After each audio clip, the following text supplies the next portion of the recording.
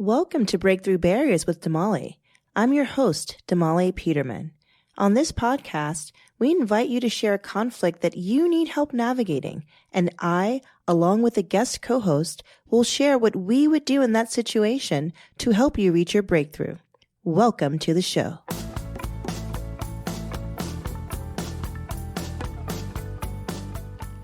On today's episode, I am so excited to welcome Elliott Lee to the studio. Elliott, welcome. Thank you, Damali. Thank you for having me. Oh, wow. It's totally my pleasure. I want you all to know how I know Elliott. Elliott is one of the rock stars who serves on the board of the New York Peace Institute, which is an amazing nonprofit that's focused on establishing so many things from restorative justice to mediation to just making New York a better and more peaceful place. And I met Elliott because he's just been one of the superstars on the board for how many years now, Elliott? Oh, gosh. I think it's been 3 years now, over 3 years. Wow. And Elliott, he's currently the treasurer, so he's an officer on the board. But more than that, he is one of the reasons why we have a fantastic event every year, which we call a Peace Raiser, which is our kind of spin on a fundraiser. And so he's just an amazing person to know and just one of the most kindest people I've ever met in my life. Thank you, Damali. I think when I think about New York Peace Institute, we always strive to achieve your example because you're the real rock star. Oh, Elliott, I'll pay you later for that. And it's definitely been an awesome journey and like you said, a great organization that I'm proud to be part of right now. Oh yeah, it's just been fantastic. And so given that we've been on this board together for many years, we've had many opportunities to communicate, to chat, to have dinner, and it's just a pleasure to now share the podcast studio in this cool format. Definitely. I'm really happy to be here and glad that I'm one of the few that you're speaking to right now. Oh, absolutely. I mean, the world needs to know you, Elliott, clearly. And so why don't you tell us more about yourself? Sure. So I am in the accounting and financial arena. I'm a partner at EisnerAmper. And for those that don't know what EisnerAmper is, we are an accounting and consulting firm. My background is more dispute resolution, which kind of drew me towards the New York Peace Institute path and their mission, and kind of how we got to know each other. Yeah. I probably spend more time than I want working, unfortunately. But outside of work, I do try to run as much as I can. I've done a number of marathons, a couple ultras. I've lived in New York for a really, really long time now, over 20 years. And, I think I can finally call it home now. Oh, that's fantastic. And so, I mean, I've heard some wonderful things from various folks about, things that make you a New Yorker. Definitely running marathons and ultras in New York make you a New Yorker, and definitely living here for a couple decades. I think once you hit that 20-year mark, they say you're never going to leave. You won't. Yeah, I think to be determined. I love it here, but there's It's a love-hate relationship, right? I hear you there. I know that New York is one of those places that so many people love to call home, but it's really people like you being here, Elliott, that make it home for me. Oh, well, I really appreciate that. And I think the rap that we get in terms of how people perceive New York is just, it's uneducated. And I think as people visit New York more and more, they find that people are really approachable, friendly. Yes. We all run into our conflicts because we're so densely packed. So true. But I think in general, as a city, there's a lot of love here. Definitely. So much love. And I love that you have this dispute resolution background, which, as you know, really aligns with my background. Yeah, definitely. And one of the great things is that we have you in the studio today to hopefully help, provide some insight to folks who want to have more options with respect to resolving situations that they're facing. I think it's so awesome. I think this is such a great mechanism for people to go to and use as a reference point to get some advice. And try to work through their conflicts. So. Absolutely. And we got to get you back in the studio, Elliott. You're just saying all the right things, let me tell you. So for those of you who are tuning in for the first time, I'd like to give you some insight to the format of the show. So basically, we have a hotline where people can call in and ask any question that they have. And it doesn't have to be a conflict necessarily. It could be just a situation that they're contemplating, and they would really love to have some outside intel or just to have another person's experience or learn or someone to learn from, basically. Right.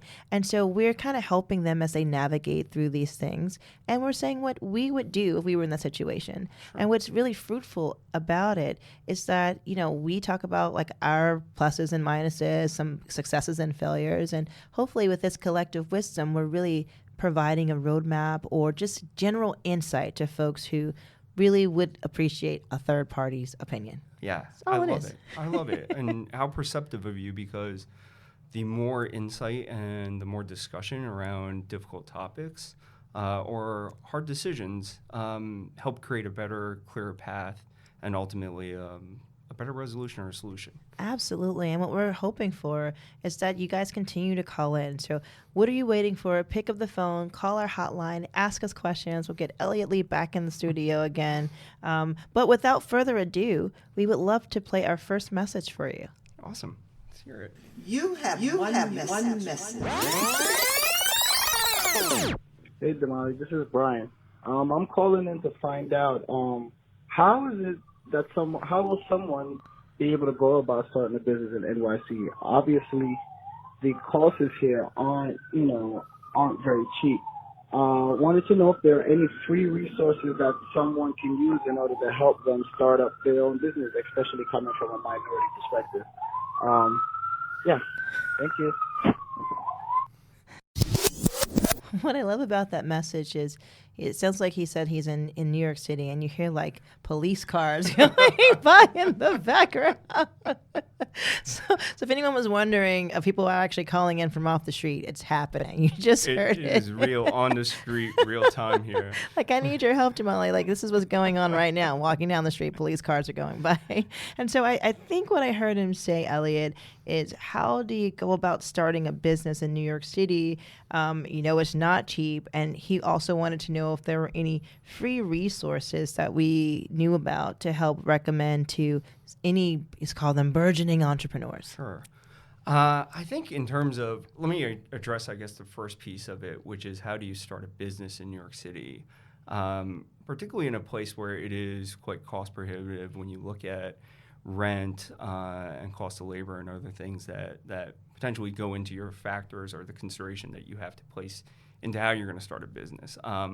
What's interesting is I do know I have a lot of friends who have started businesses in New York, and it's not impossible. I think, as with any business, the key is your idea and how you are taking that idea and presenting it and building it and getting excitement around it. So once you have that piece, obviously, then the logistics in relation to putting together a business plan, the forecast, all that stuff that you need to eventually then go to the market or go to others to say, look, I have a great idea. It's viable. It has a projected cash flow. Mm-hmm. Why should you be interested? Because this is what I'm projecting it to do. And as a result, you'll get more interest and you'll build from there. Easier said than done, obviously. Honestly, from the perspective of free resources, I'm probably less educated about certain resources that are out there. I'm sure, and I've done this before in a very limited capacity, there are resources out there when you go and say, okay, I want to look up a business plan, mm-hmm. and what are the elements and what are the factors I need to consider. What's interesting is actually, this is coincidental, as I was listening to another podcast this morning, and I think the interview was with, I forget his name, but the gentleman that started Strava, which is it's like a community and an app that you do to track kind of endurance activities. Mm-hmm. And what that individual, what the person who founded that entity, and forgive me, I forget his name, said was, most people say, I can't start a business because I don't have an idea, mm-hmm. or I can't think of a really great idea that's unique. And it falls flat there. And what he said that resonated with me was, you have to take those ideas and discuss them. And absolutely. Even if they're not what you think they're eventually going to be, that process of talking and getting feedback and getting criticism will help refine that idea so it gets to the point where it does become viable and you get enough information and feedback that it is something that people want. And then from there, the logistics of raising capital and everything else kind of fall into place. Yeah, I mean, that's exactly right, Elliot, because I feel like more often than not, I hear people saying, oh, I have an idea, but I don't want to share it, or I'm afraid someone's going to take my idea if I share it. And I'm like, well, one, everyone can't carry out your idea. Right. They may not have the expertise, the resources. They may not be uniquely qualified to do it. And so if you hold it so close to the vest, what you risk is, one, not getting it out there, not refining it, and two, not getting help. Because it's hard to do most things on your own without any help whatsoever. Yeah. And what I've found, Elliot, is that every time that I've had an idea, just one, me talking about it and people seeing my passion about it gets them excited about it, right? Absolutely. And then two, people have always tried to help me. And so just randomly, I met someone in Guadalupe. We were on the beach with their families. We were having a conversation, and we realized that we both lived in New York City. Right. So we planned to get together, and this was in December. So we planned to get together at some point when we came back to New York. Fast forward to, we get together, we have tea, and we're chatting, and she was like, what are you doing today? And I was like, well, today I was just working on something. I probably shouldn't say it. And she's like, no, tell me. And so I said, I'm working on a book, and I have this idea, and I'm so excited about it. And I start telling her about the idea. I didn't know that in a past life, she worked for one of the top 5 publishing companies in the country. And right there, as we were chatting, she sent me an email that had the names of like 8 agents for me to talk to. Wow. And so sharing your ideas is great because, one, if I might be talking to you today from, your company, but maybe years ago you worked somewhere else. Sure. Maybe you have other contacts in your network that could help me. Or maybe you can say, you know what, I have some insight on that because of X, Y, and Z to help me refine the idea. Absolutely. And the more times you talk about it, the better, let's call it a pitch, the better your pitch becomes, right? Absolutely. And so I love that insight. I think that's a great way to think about it. Yeah, I mean, it's something where, ideas come from a place of passion. Yes. And, if you look at a lot of these businesses that start up and then become multi-million-dollar companies, usually the backstory is somebody had a passion for something. And that passion kind of drove a need to fill some kind of, missing component in the market. Yeah. And they use that passion to build towards that solution. And I think, even as I started this conversation, the first thing I thought of was, well, how can I help this individual with advice about a business plan? And that might not be even the right place to start in relation to how you build your own business. It's that passion, it's that drive to say, okay, I love this and I want to do it. And then obviously lining that up to what does the market look at, what does the market need, and then how do I meet the demands or the needs of the market?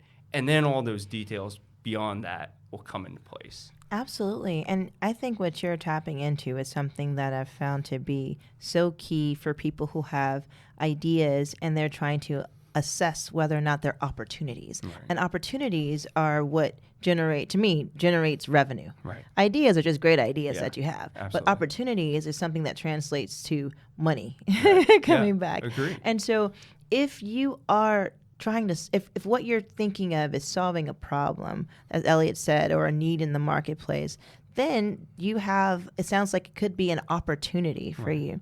And then with respect to testing out the viability, who are the competitors in the space? Right. What are they doing? What idea that you have that can show itself to be an opportunity that will help you and set you aside and show that you are like supposed to be in this space? Right. And so when I think about that, and I think about free resources, there are a few things that come to mind. With respect to business plans, like they've changed so much over the past few years, or say several decades. I think when I was in the master's program, they used to be like these very long documents, which they still are. Right. But I know that there are a few programs now that have this one-page document. At Columbia, they have a program that's sponsored by the Small Business Development Center, and it's called the Columbia Harlem SBDC. Okay. And what they offer, and I can tell you this from firsthand experience because I took the course, I think it's like an hour and a half long, and they offer a free course on like this very shortcut business plan method. Okay. And it allows you to keep changing and updating it as you refine your idea. Right. And it has you to identify, one, what the idea or opportunity is, what the need is that you're trying to address or the problem you're trying to solve. Who is your market? Right. They want you to describe your consumer. What do they look like? What are their spending habits? What do they do? So you can try to cater the product to them. Maybe it's not a business to consumer product or service. It may be a business to business product or service. But this format helps you to figure that out. Yeah, I love that. And the fact that it's free and it's accessible. It's free. And they have 3 classes. They have that class, and then they have some kind of small business finance 101 and 102. Yeah, that's amazing. I mean, that reminds me of, as we speak about, the management speak, the classic SWOT analysis. But again, I think you should explain what SWOT is. So a SWOT analysis really takes kind of a facts and puts it into this decision-making framework where you analyze the strengths, weaknesses, opportunities, and threats. Very helpful in relation to how you're assessing your place in the market. But again, I feel like as we go through this conversation, we've now gone through the different evolutions or components of how an idea builds itself up and how it goes from an idea ultimately to an execution, and ultimately justifying that there is a need in the market, which then will allow you to really get into the nitty-gritty of the financial analysis, which is probably more something that I'm familiar with, where you're doing projections in terms of what your revenues look like, what your cost structure is, doing a cash flow, discounting it back, all really important things. But ultimately, as we were saying before, without the passion, one can go through that exercise and be so exact and precise in relation to the model. But without the passion and without the drive in relation to going through and really building the business, because from what I understand, and certainly a lot of my friends who are entrepreneurs, that you're going to run into roadblocks. You're going to hit things that are unexpected, and it's going to test your resolve in terms of building this business or getting this business off the ground. Those little things in terms of the financial metrics and how you build the model are super important, but I think take a back seat when you really get to the point in terms of what you love and whether you want this thing to go to market because it's truly your passion. That's kind of how I feel about most things that you really put an effort into in your life. It's so true. And that's kind of how I ended up here, Elliott. I was working for a big company and I was enjoying the work that I did, but there was something that was missing, meaning there was something that I'd always wanted to do, which was to have my own company.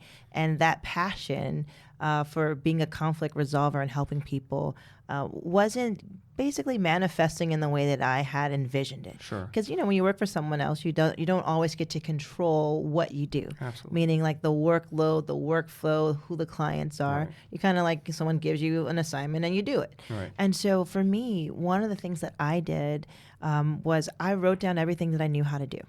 And then on that list, I circled what I loved to do. Okay. And I noticed kind of a pattern arising that kind of fell into 3 categories. Okay. Providing legal services, mediating, and teaching people how to resolve their own conflicts. Awesome. And that's what I do every day. Yeah. And that's something that, when you are passionate about what you do, when you do hit those roadblocks that you mentioned, which every entrepreneur faces, you have the resolve to continue because 1, you're doing what you love, and 2, like you see the bigger picture. Right. And some of the most amazing stories that I've heard, including like Tony Say's story about Zappos, was we think about Zappos and how successful it is, Right. but he also had a business that had failed before.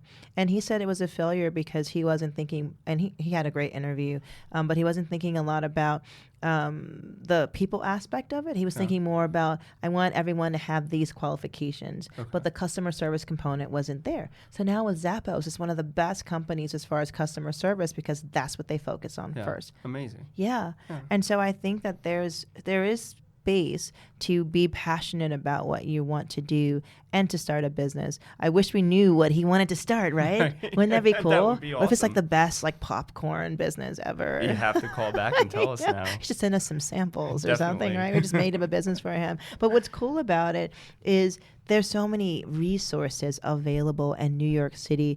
New York City has a small business development center. I think in many of the boroughs, there's also the Small Business Association. And I think you said at the end, especially coming from a minority perspective, which means you're trying to figure out if there were some opportunities for minorities. And I will tell you that in New York City and New York State, they have the minority-owned and women business-owned entity certification, Yep. which you can get. There are some qualifications and criteria you have to meet, but it's something that's certainly available to individuals that meet the criteria. Absolutely. And what that does is that kind of levels the playing field, if you will, by providing opportunities that are intended specifically for those particular groups who have been sometimes underrepresented in some of the more traditional contractual spaces in New York City and New York State. Absolutely. Yeah, the MWBE program, from what I understand in terms of New York as well as New Jersey,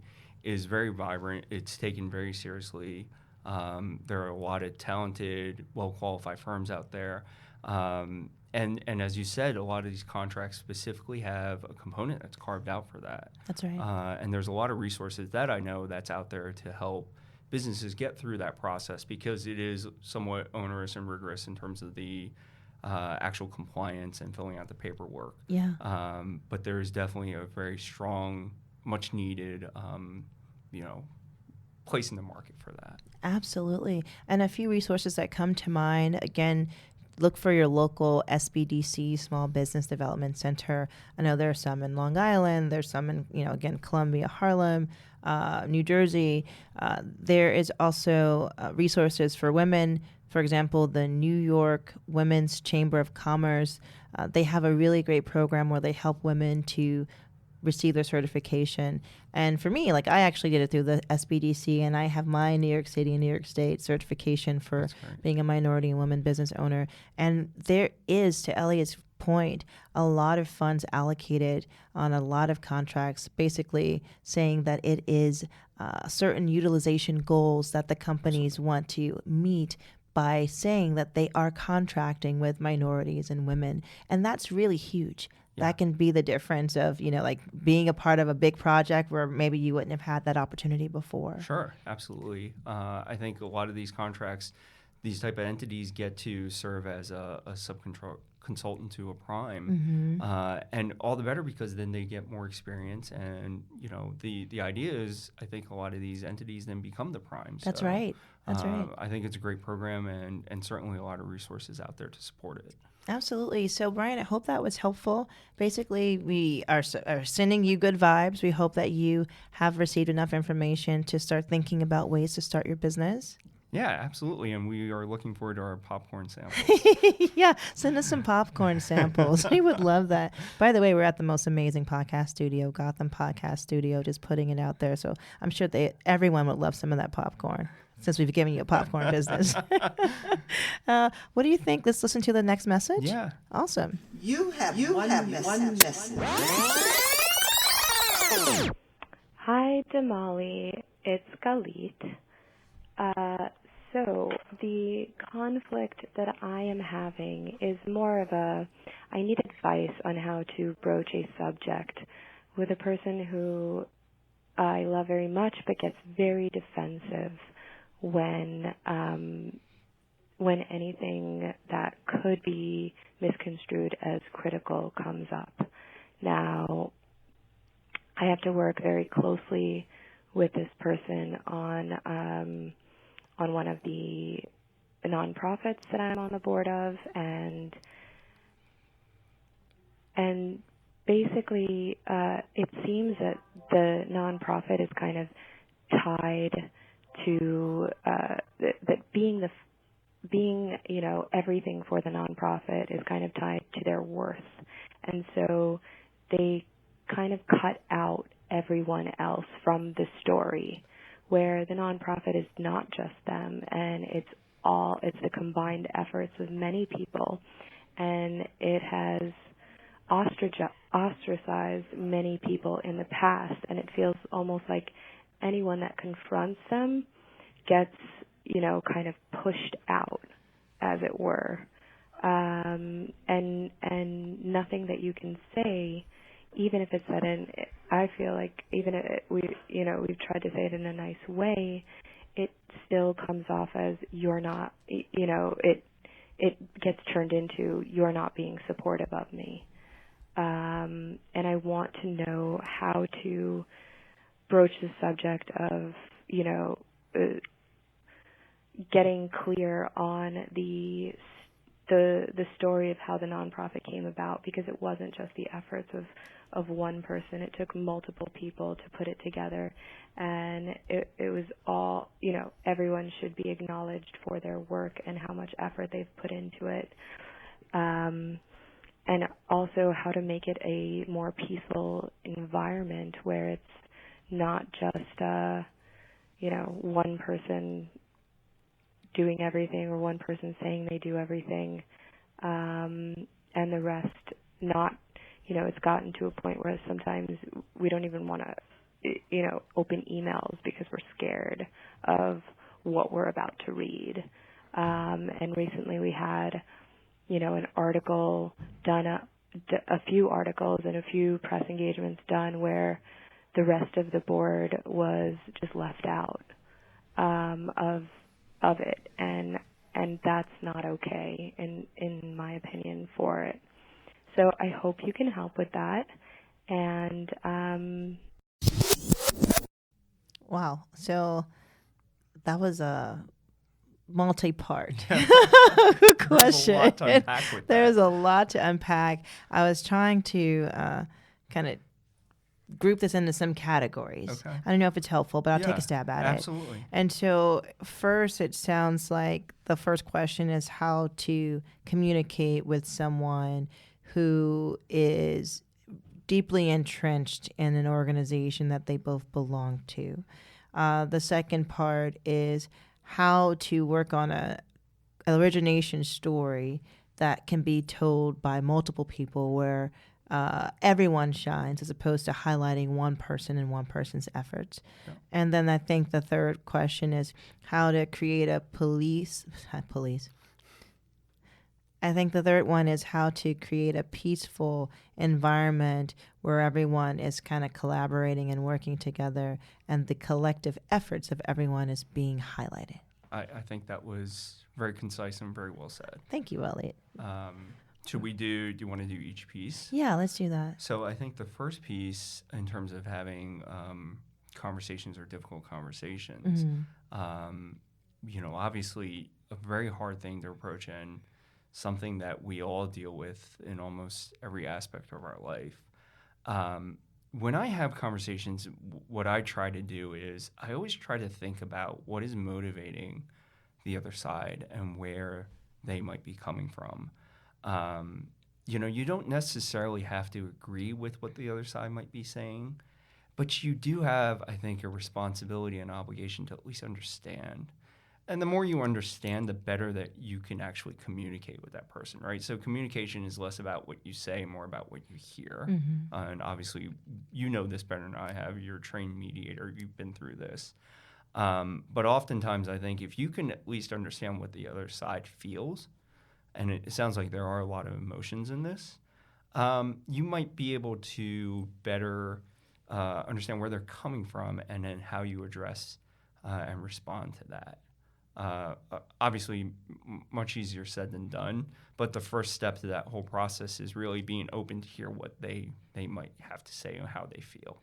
It's so true, because part of the situation may be that they feel unheard. Yeah, right? absolutely. And so sometimes you can work towards a resolution, or to your point, Elliott, which is very poignant and I completely agree with, reaching an understanding or understanding where they're coming from by showing them that you hear what they're saying. Yeah. And so, I like that you said that, when you're talking to someone, the communication is really about, not what you're saying, but also what you're hearing, and also this concept of active listening. Yeah. And so when especially if there's a history that's been established, Right. it's really a hurdle that is hard to overcome if you're walking into a conversation with some baggage, right? Absolutely. Just think about that physically, like you're like holding all these bags and you're like trying to do something else. It's like, I'm trying to do this, but I can't.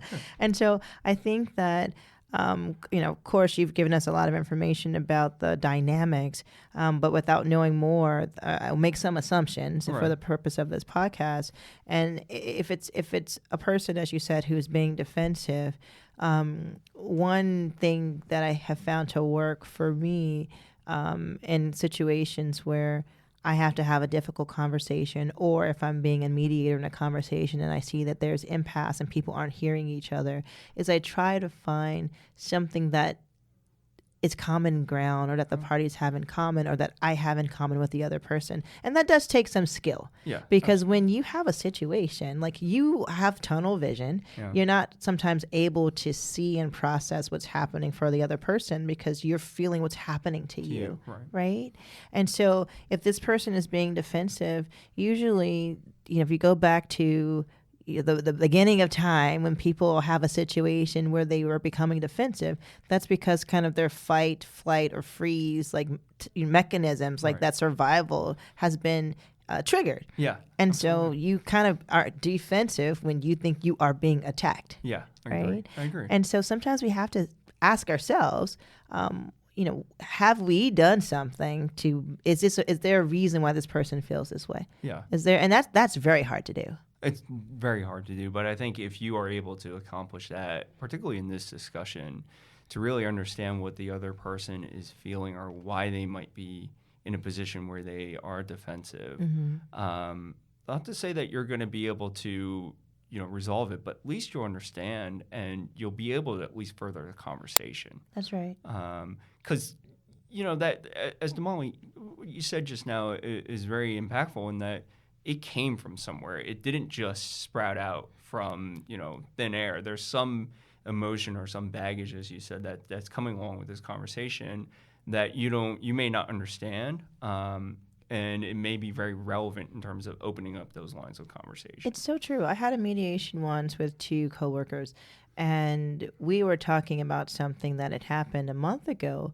But once we started unpacking it for one of the parties, it had started 2 years ago from something that had happened that had never been addressed. And for 2 years, everything that happened after that, in her mind, was a continuation of that 2-year-old offense. Right. Yeah. And that came out during our mediation session. And that was it was a turning point in the conversation because it allowed the other person to say, oh, well, I didn't see it that way. What was happening was this, and what you didn't know was that this was happening in my life at that time, and so it wasn't personal to you. I was just in this space, and once you were able to address that, it kind of felt like that just, I don't know, allowed for this conversation that did start from a difficult place to really help the parties reach an understanding because they were able to revisit that initial trigger for the one person. Right. And it's amazing what time will do in a situation like that because as two parties don't really understand each other, what happens is resentment continues to build and build and build. And eventually what happens is people don't want to confront that. People don't want to deal with it. Just like in this example, I think I heard that, you're afraid to open your emails because you don't know what's going to be there. Yeah. And your natural inclination is going to be, I just want to avoid this situation. That's right. But you really do need to try to go towards it and learn as much as you can. And then from there, I think you'll be in a better position to try to address and respond to it. Absolutely. It sounds like you said that you're part of a nonprofit board. And so Ellie and I are part of a nonprofit board, so we can understand that aspect of it. I think part of what came up in your questions is, what is our origination story? And that's something that I think of everything that you ask is there's an easy way to address that. And to me, that's coming together as a group and figuring out what the story is. Right. And I think that's, with a not-for-profit, even harder, I think, because different from your day job, which in a lot of instances or circumstances, you have to go to work and you have to show up to get paid. Typically, if you're on a board of a not-for-profit, you're there because you really believe in the cause and you have passion and you have emotion that's tied to it. And I can certainly see in this situation, as you described, many people are going to feel like that they're part of the organization and they want their story to be heard or their aspect of what they contributed. And I think it becomes a harder and harder conversation then in terms of piecing together, well, everybody's contribution is so meaningful, right? It's not one is better than the other or one does more than the other, but everybody needs to come together. And Damali, I think I love that suggestion where it's more collaborative. At the end of the day, you do need everybody on a board to function together and work together to get the most optimal, effective results. So true. And the more that you can have those conversations to build that story together, obviously it's going to be a much better result. That's right. And then getting everyone on the same page is so key because, say if you have a website and you want to have that story kind of about us, Right. it should be something that everyone is saying. Right. Yeah, absolutely. Absolutely. And so for that one, I think, maybe there's because that is also a way that you don't have to call out this person. Right. You can say, hey, why don't we, get together and figure out how to craft our mission statement or to further refine our mission statement or our vision statement or to think about like the about us section.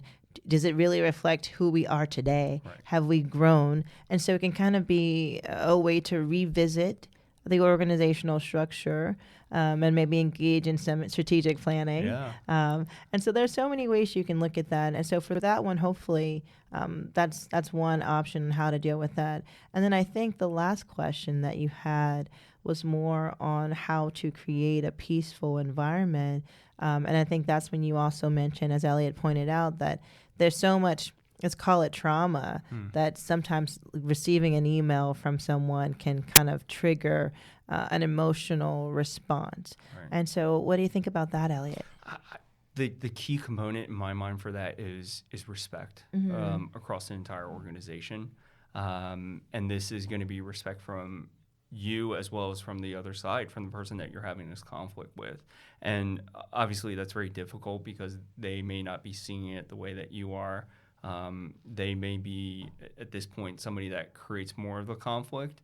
But again, I go back to what we were saying before. If you can demonstrate some understanding, that person hopefully will see that you have a professional and mutual respect to them, and then they'll open up and be able to treat you and speak to you in the same way. Always take the high road is kind of the philosophy I live by. Typically works. But I think if you stick to that, you're going to get a better response.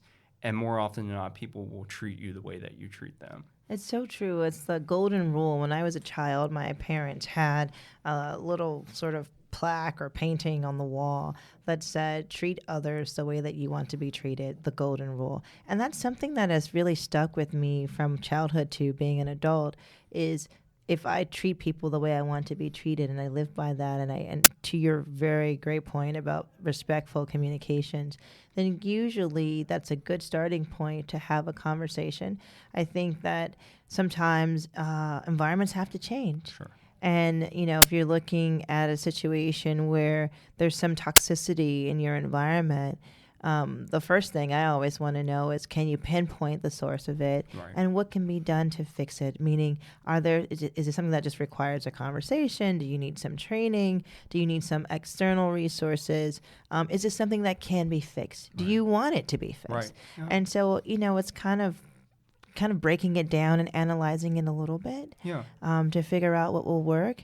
But what it sounds like to me is if you're asking the questions, then you want it to work. Yeah, absolutely. You're looking for the solution. Yeah. I think that with this, as I think about this more and we're discussing it, there's clearly some aspect that's coming from this other individual in relation to how much they feel they put into it, which I think it's a really important point that you want to focus on because obviously they have contributed in a way to further the organization, and it sounds like they don't feel that they're getting the respect or the credit or at least some kind of acknowledgement in relation to what they put forward.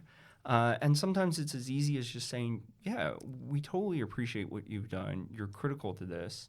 We're all critical to this, and your voice needs to be heard, and we all need to be together in relation to how we build this out and make our organization that we're all part of better and grow, and everything will eventually get to the point where the entire board and entire organization is on the same page. Obviously, it's really difficult to just it's one thing to say it, and as you go through this process and have these conversations, it can be challenging. But I think at the end of the day, the more that you have the mutual respect in terms of understanding where they're coming from, what their position is, it might help you at least navigate that conversation better. Absolutely, Elliott. And I think that brings us full circle to kind of the first thing that we were talking about, which is the person feeling heard, right? Because if you acknowledge what a person is saying, you don't have to agree with them. Right. But if you acknowledge, I hear you saying that you don't feel that you've gotten the recognition and credit that you deserve for your contributions to the organization, that might be enough to help them to hear that you understand what, is going on for them. Absolutely. Because part of it is sometimes we're just, again, in our own worlds, we have our own silos. And if you're in a conflict, it may be difficult to see and appreciate the other person's point of view. Absolutely. And so if you can do that, I think that would be key. Also, as Elliott pointed out, respect. Respect is so key. And what's interesting about respect, as I've seen it come up in various mediations, is respect doesn't always have a uniform definition. And so one of the things that I like to do is ask, what does respect mean to you? What does it look like to you? Yeah. Because maybe the roadmap for that person is different than yours. Absolutely. And maybe, there's something that you're doing unintentionally or subconsciously or unconsciously where you're just like, oh, I had no idea that was, affecting you in that way. That I was projecting that. Right? Yeah. Right. Completely Yeah. unintended. It's completely unintended. Yeah. And sometimes people, I love that you said, take the high road.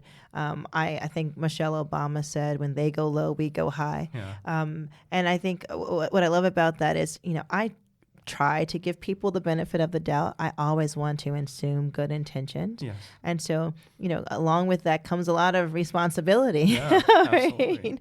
And so I don't know if that's helpful, but it sounds like at least at a minimum, we've given you some ideas as to how you can address having a conversation with the person who could be defensive, how to craft an origination story that everyone can collectively collaborate and divide in creating and building, how to craft an origination story that everyone can be kind of collaborative in the process of creating. And then 3, how to really work on a peaceful environment, kind of taking stock and seeing if it's salvageable, and if it is, what everyone can do to create that harmonious space you're looking for. Yeah, I love it. And we definitely want to thank you for your contribution, because being part of a not-for-profit is, being on the board is a volunteer activity. And the fact that you're calling and you have this level of interest to make it successful, we definitely commend you, and speaks volumes. Absolutely. Absolutely. And so please let us know how things are going. Yeah. We'll get Elliott back in here. We'll do some more tag teaming of Awesome. of sharing our insight. I really want to thank the audience for tuning in. It's always great to have our listeners out there listening and hopefully taking part in the community by calling in and providing more content, but also kind of sharing some of this collective wisdom to others who may be experiencing similar situations. Yeah. Thank you very much, Damali, for having me. Oh, Elliott, it's been my pleasure and all of our pleasure to have you here on the show. You are phenomenal. Thank you for joining me today in the studio. Thank you. So, I'm your host, Damali Peterman, and this is Breakthrough Barriers with Damali. Continue to break through and have a wonderful day. Do you have any barriers that we can help you break through? If so, you can leave a brief message at 646-363-6322 or on our interactive blog at www.breakthroughadr.com. Please follow us on Twitter, Facebook, Instagram, and LinkedIn at the @BreakThroughh, capital A, capital D, capital R. I'm your host, Damali Peterman, and this is Breakthrough Barriers with Damali. Although I am a lawyer, mediator, and an educator, and many of my co-hosts will represent various professions, we want to be clear that we are not providing legal advice, counseling, or suggestions. Our goal is to provide a roadmap for conflict resolution to generate future conflict resolvers. Continue to break through and have a wonderful day.